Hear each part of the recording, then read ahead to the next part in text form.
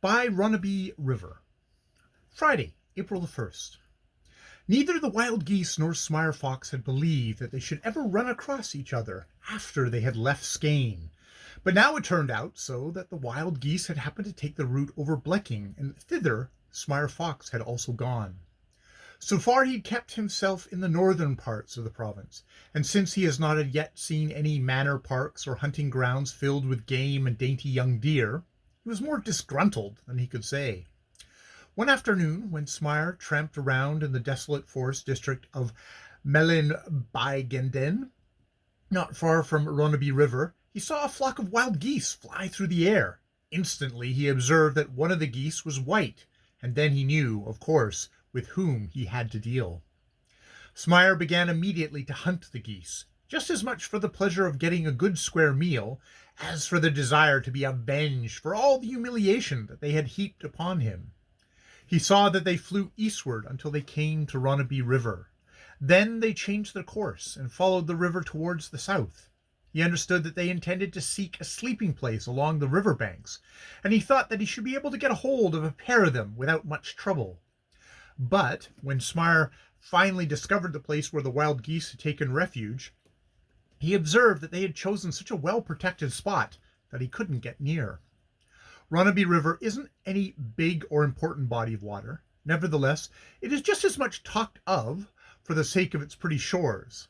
At several points, it forces its way forward between steep mountain walls that stand upright out of the water and are entirely overgrown with honeysuckle and bird cherry, mountain ash and osier.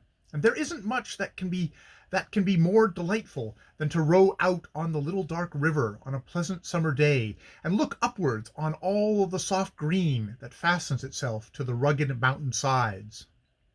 But now, when the wild geese and Smyre came to the river, it was cold and blustery spring winter. All the trees were nude, and there was probably no one who thought the least bit about whether the shore was ugly or pretty. The wild geese thanked their good fortune that they'd found a sand strip large enough for them to stand upon, on a steep mountain wall. In front of them rushed the river, which was strong and violent in the snow melting time. Behind them they had an impassable mountain rock wall, and overhanging branches screened them. They couldn't have it better. The geese were asleep instantly, but the boy couldn't get a wink of sleep. As soon as the sun had disappeared, he was seized with a fear of the darkness and a wilderness terror, and he longed for human beings. Where he lay, tucked in under the goose wing, he could see nothing and only hear a little, and he thought if any harm came to the goosey gander, he couldn't save him. Noises and rustlings were heard from all directions, and he grew so uneasy that he had to creep from under the wing and settle himself on the ground beside the goose. Long-sighted Smyre stood on the mountain summit and looked down upon the wild geese. "You may as well give this pursuit up first at last," he said to himself.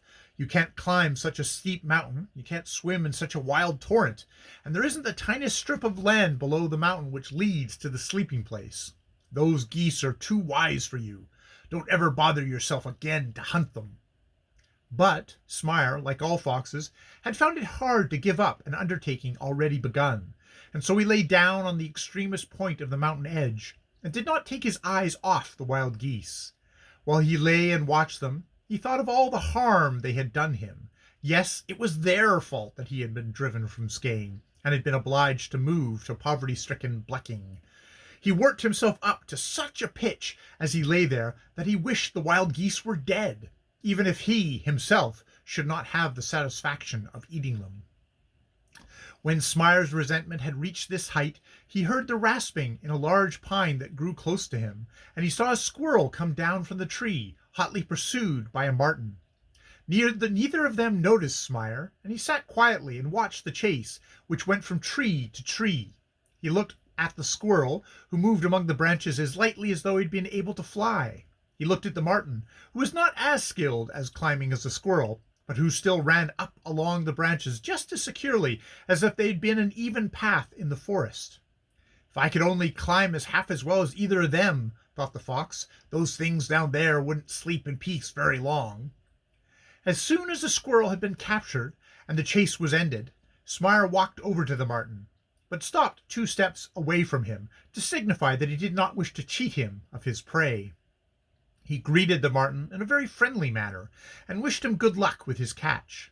Smyre chose his words well, as foxes always do.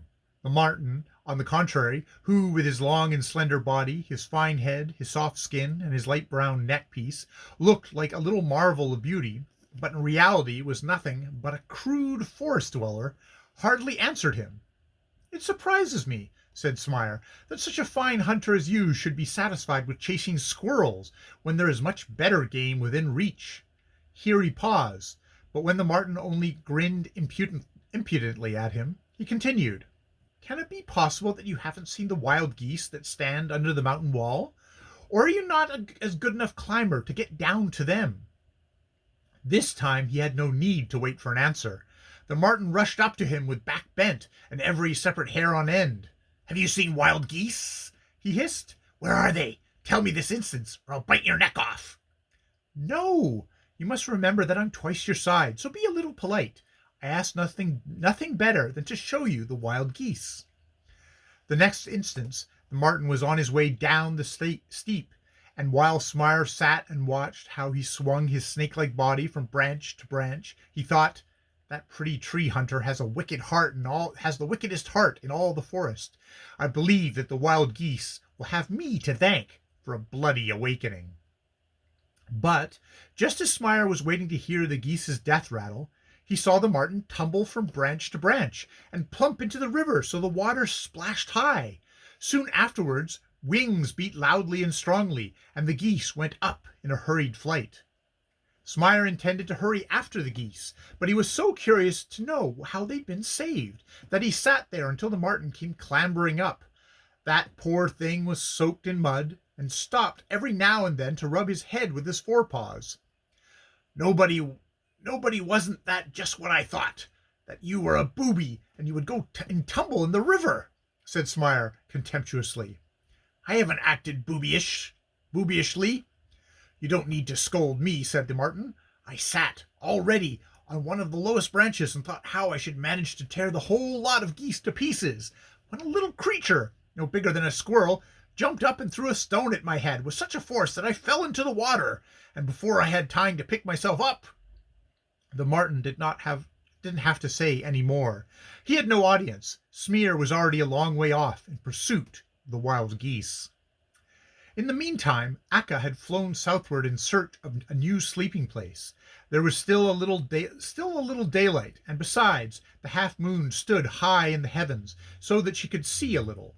Luckily, she was well acquainted in these parts, because it had happened more than once that she had been wind-driven to Blecking when she travelled over the East Sea in the spring. She followed the river as long as she saw it winding through the moonlit landscape like a black shining snake. In this way she came down to Dvntrs, where the river first hides itself in an underground channel, and there, then clear and transparent, as though it were made of glass, rushes down in a narrow cleft and breaks into bits against its bottom in glittering drops and flying foam. Below the white falls lay a few stones, between which the water rushed away in a wild torrent cataract. Here Mother Akka alighted. This was another good sleeping place, especially this late in the evening, when no human beings moved about. At sunset the geese would hardly have been able to camp there, for Dvntrs does not lie in any wilderness. On one side of the falls is a paper factory. On the other, which is steep and tree-grown, is Djupadal's park, where people are always strolling about on the steep and slippery paths to enjoy the wild stream's rushing movement down into the ravine. It was about the same here as at the former place. None of the travelers thought the least bit that they had come to a pretty and well-known place. They thought it rather that it was ghastly and dangerous to stand and sleep on slippery wet stones in the midst of a rumbling waterfall. But they had to be content if only they were protected from carnivorous animals. The geese fell asleep instantly, Well, the boy could find no rest and sleep, but sat beside them as he might watch over the goosey gander. After a while, Smire came running along the river shore. He spied the geese immediately where they stood out in the foaming whirlpools, and understood that he couldn't get at them here either. Still, he couldn't make up his mind to abandon them, but seated himself on the shore and looked at them. He felt very much humbled, and thought that his entire reputation as a hunter was at stake. All of a sudden, he saw an otter come creeping up from the falls with a fish in its mouth. Smire approached him, but stopped within 2 steps of him, to show him that he didn't wish to take his game from him. "You're a remarkable one who can content yourself with catching a fish while the stones are covered with geese," said Smire. He was so eager that he hadn't taken the time to arrange his words as carefully as he was wont to do. The otter didn't turn his head once in the direction of the river. He was a vagabond, like all otters, and had fished many times by Valm Lake, and probably knew Smire Fox. "I know very well how you act when you want to coax away a salmon trout, Smire," said he. "Oh, is it you, Gripe?" said Smire, and was delighted, for he knew that this particular otter was a quick and accomplished swimmer. "I didn't wonder that you do not care to look at the wild geese, since you can't manage to get out to them." But the otter, who had swimming webs between his toes and a stiff tail, which was as good as an oar, and a skin that was waterproof, didn't wish to have it said of him that there was a waterfall that he wasn't able to manage. He turned towards the stream, and soon as he caught sight of the wild geese, he threw the fish away and rushed down the steep shore and into the river.